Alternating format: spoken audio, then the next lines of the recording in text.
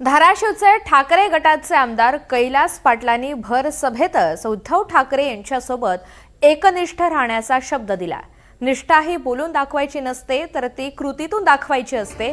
काहीही झालं तरी उद्धव साहेबांची साथ सोडणार नाही आणि शिवसैनिक वाऱ्यावर सोडणार नाही असा शब्दच कैलास पाटील यांनी दिला।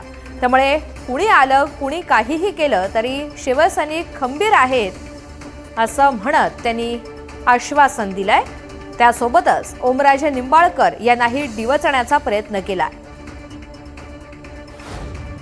आणि साहेब एवढंच सांगतो की निष्ठा ही बोलून दाखवायची नसते साहेब, कृतीतून दाखवायची असते।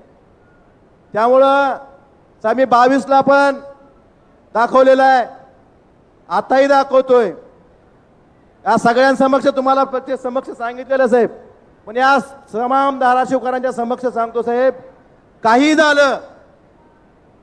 झालं तर उद्धव साहेबांची साथ सोडणार नाही।